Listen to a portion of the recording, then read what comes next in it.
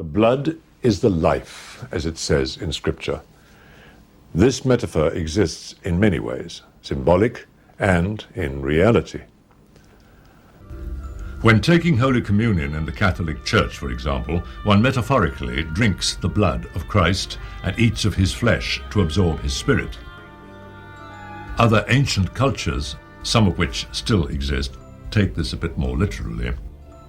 Looming over our modern concept of vampirism is the shadow of the most famous arch-vampire, the creation of Bram Stoker in his 1897 novel, Dracula. Stoker based his creation partially on the historic nobleman known as Vlad V, Dracula, Vlad Tzepes in his native tongue, Vlad the Impaler, a prince of Wallachia and Moldavia, areas which border on Transylvania. Yes, there really is such a place. I know. I've been there to see the ruins of his castle and the monasteries that he endowed. The things that Dracula did in life were unspeakable. But the character of Count Dracula was not wholly based on Vlad Tzepes. Some suggest that the physical description and the lofty, arrogant attitude were unconscious caricature of Sir Henry Irving, the noted Shakespearean actor for whom Stoker worked as a manager for almost 30 years. Irving was noted for villainous and melodramatic roles like Richard III. The role of Dracula would have been perfect for him. In fact, a reading of the story was staged at Irving's West End Theatre, the Lyceum. According to legend, Irving's opinion was a one-word comment, echoing throughout the Lyceum Theatre. Dreadful.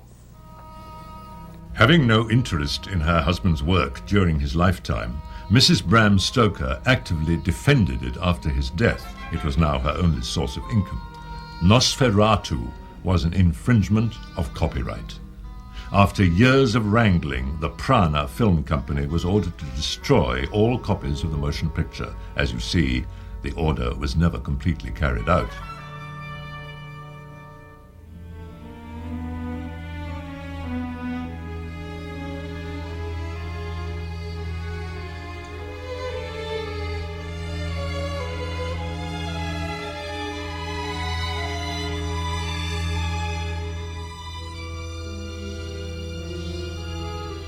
An English stage adaptation established an iconographic bit of wardrobe with a black opera cape with a high collar. This was used to facilitate an effect where Dracula disappeared from the hero's clutches through a trap door in stage. The play was revived by John Balderston for the Broadway stage. Hungarian emigre Béla Lugosi won the role. In Hungary, my father was actually a romantic lead. It wasn't until United States films, when he did such a dramatic job on the Dracula film, that he became known as a horror actor. Before that, he was a dramatic actor who was accomplished at all sorts of roles. Procuring the rights from Mrs. Bram Stoker, Universal Pictures in Hollywood considered several character actors for the lead: Paul Muni, Conrad Veidt, and Ian Keith, who later played a similar character in Valley of the Zombies. What can I do for you? My wants are simple. Blood. Dutch actor Edward Van Sloan had co-starred with Lugosi on tour as the resourceful Dr. Van Helsing, but even he had to make a screen test. I was looking in the mirror. Its reflection covers the whole room. But I cannot see you.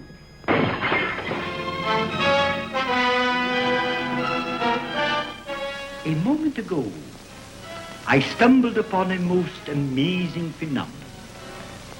Something so incredible, I mistrust my own judgment. Look. Mr. Lugosi, did you play any mystery parts in Europe? It was Dracula. Or did the role depress you? Very much. It haunted me. I often dreamed of the dead. In the morning when I woke up, I was tired, depressed. I am Dracula.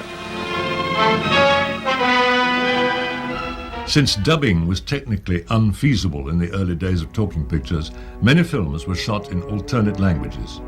The Spanish version of Dracula used the same sets and even some long shots of Lugosi. The Spanish version that was shot at exactly the same time, you know, with essentially the same script, it turns into parody. So one sees by comparing those two films how much Lugosi really brought to the role. And you get a lot of points for being first. Saca lo que llevas ahí y ponlo en esta caja. ¡Ah! ¡Ah! Unseen for many years, this recently rediscovered film in many ways is cinematically superior to the Todd Browning version. Universal claimed the copyright of Dracula, but they did not have a copyright on Bela Lugosi, his black cape, or combinations thereof. Let no one leave. Move only at your pattern. He had always been Bela to me. And yet when we were working on Mark of the Vampire, I always called him Mr. Lugosi. Lillian would come every day to pick him up because he never drove. He would give me a ride home.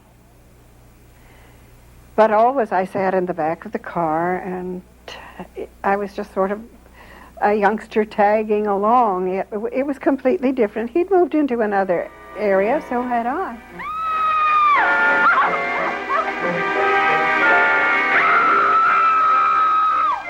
Scourge of mankind, they shall be found. The new Dracula cleverly disguised himself by spelling his name backward, Count Alucard. Luckily for him, none of the characters in the story was dyslexic.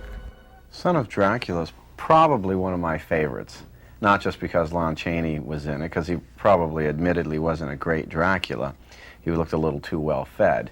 But he certainly seemed to, it was sort of almost an anticipation of later Draculas where they would become very powerful physically.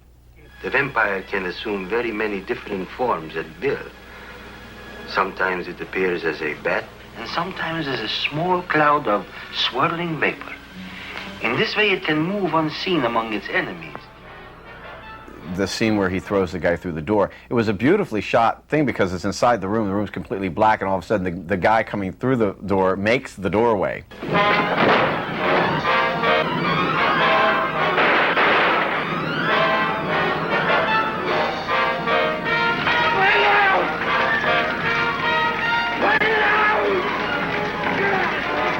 I think the scene where his coffin is on fire and it's laying right by a creek full of water. So does he throw the coffin into the water to put the fire out? No, he beats it with a board. He tries to beat the fire out with a wooden board, which at that point I figured he'd probably deserve to die. Universal had great success combining Frankenstein and the Wolfman. Columbia Pictures emulated this by combining a vampire with a werewolf. Screenwriter Griffin J. dubbed this strange Romanian scientist Armand Tesla. A vampire by any other name struck Universal as suspiciously familiar. Tonight, I will take Nikki away. Her soul will wander through the night, and you will never find where her body rests. He was a very nice man. He always stank of sulfur because he drank Hungarian sulfur water, and that's a rather heady smell. So that put me off him, but he was a very nice man. That wasn't a man. That was a wolf. House of Frankenstein was envisioned as a monster rally with Bela Lugosi recreating his character. At the last minute, for reasons of time and money, the studio substituted Shakespearean actor John Carradine. When they first asked me to play Dracula, I said, I'll play him if you let me make him up the way Bram Stoker describes him. And we compromised. I wore a neatly trimmed mustache and gray hair, but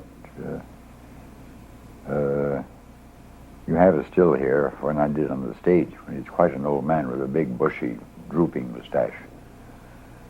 And that's the way Stoker described him.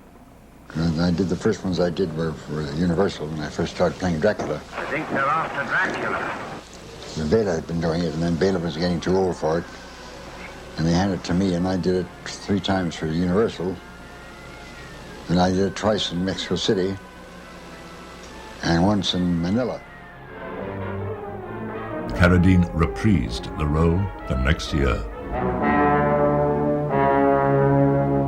I am Count Dracula. You see before you a man who lived for centuries, kept alive by the blood of innocent people. In later years, Carradine lapsed into self-parody.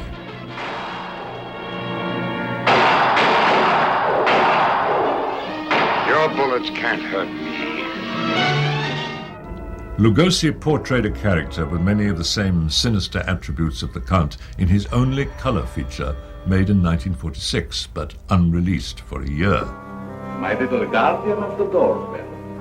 If you had waited another second, Inigo and I should have kicked the door in. Yes, sir. Sir, there is an air of inquiry about you that immediately offends my deepest nature. There is something suggesting Scotland Yard, the French Sûreté, the Italian Carabinieri, the Turkish Police, and other minions of the law. In short, sir, I think you're a cop. Yeah, how'd you know?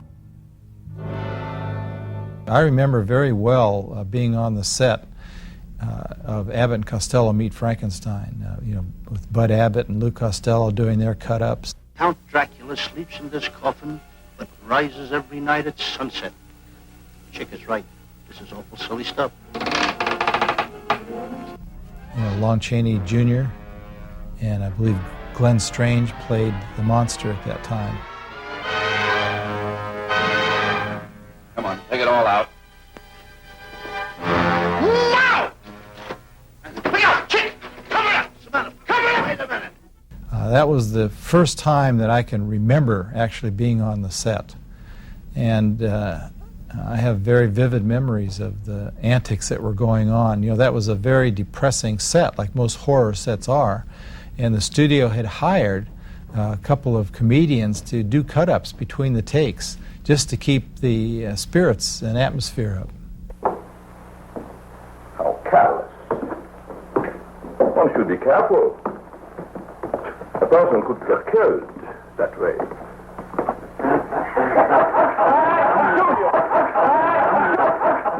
So, we meet again, Count Dracula. Dracula? Yes, that's who we said you are.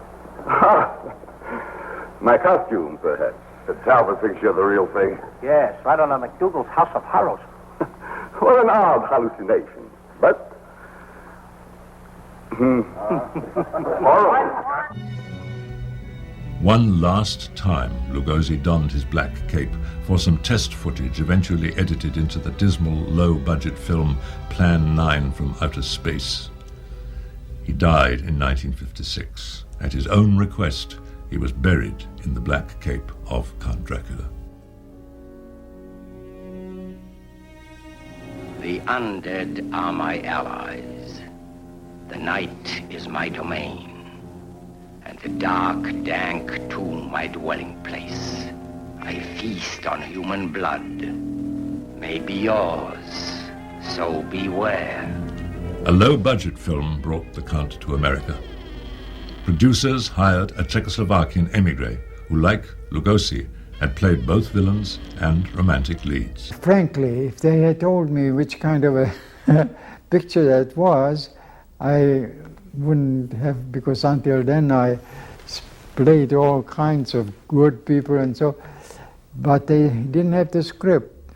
And they said, oh, we are going to write the script according to the shooting schedule. And so I did this picture, which I regretted to have been a kind of a heavy. I bring you death, a living death. One drop of your blood and you're bound to me. In the wake of the success of Curse of Frankenstein, Hammer Films of England did the obvious, revived the Count. Please try and understand. This is not Lucy, the sister you loved. It's only a shell, possessed and corrupted by the evil of Dracula. As my dear friend Christopher Lee plays the character of Dracula, the women are very much attracted to him. I mean, that first picture, you had the lady opening her French windows, didn't you, lying back and waiting for her lover to come.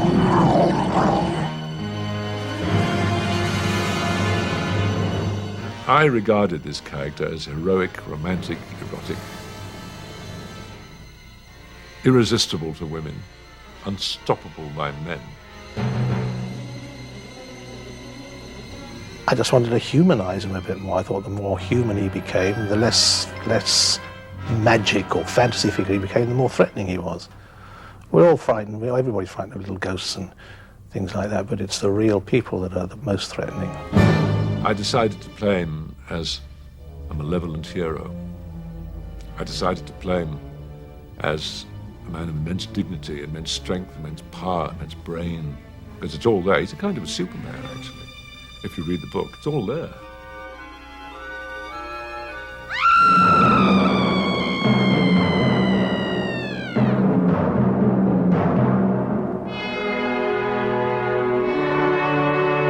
Very tall, very aristocratic, beautiful operatic voice, excellent golfer, and the best Dracula that could ever have been. I think he is the epitome of Dracula. There is a girl. Maria? Bring her to me. During the hours of darkness, she must never be left alone. Bring her to me!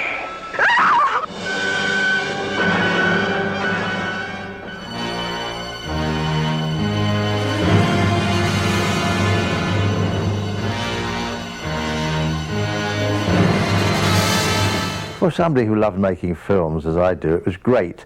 But in retrospect, I wish I hadn't done it, because it got me pigeonholed. And once you're a success in the specific sort of movie, you're pigeonholed there. Nobody wants you to go outside it.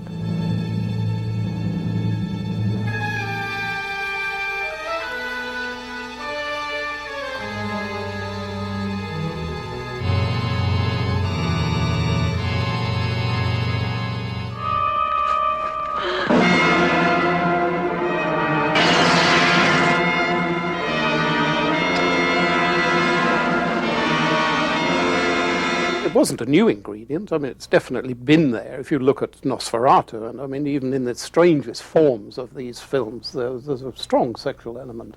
But in the colour, again, the blood became a little more gory, the sex became a little more cleavage, and the whole thing grew up a little. I'm not saying that it necessarily makes for a better picture to have those ingredients, because you're fighting the believability factor. When Christopher Lee has to pick up the girl and carry her from one room to another, or whatever, he said to me, well, I can carry her, but how am I going to open the door? And I said, Count Dracula doesn't open doors. The door opens for him. He goes through and the door closes behind him. They've got them all in the supermarkets now, exactly the same thing.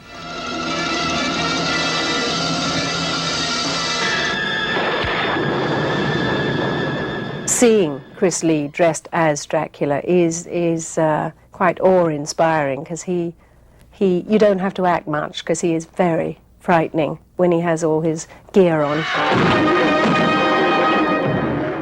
And he's very tall, so he looks wonderful, he really, really does. But that was the first time, I think, in my short career at that time, that I realized that I actually did want to act. This was really it, because I believed in what I was doing. At that moment, I was being bitten by Dracula, and I believed it. So hopefully the audience did. My revenge has spread over centuries and has just begun!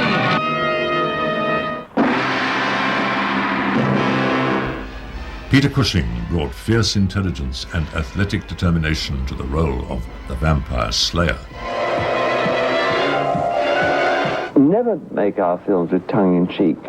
We enjoy doing them, but it's very serious, and people always laugh. As long as they enjoy themselves, we never mind. Neither the budget nor my sense of the character allowed the original climax. Van Helsing conjuring a horde of bats to destroy the depraved Baron. But a jolly good fight and a splash of holy water and a burning windmill provided a fine alternative.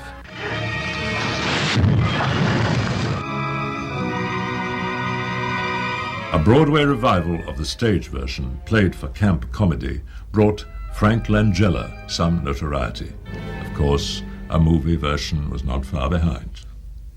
And Dracula himself now has become a sort of cuddly caricature in Coppola's picture, because there are so many wonderful effects, so much visual imagery, that we really haven't got time to concentrate on the story.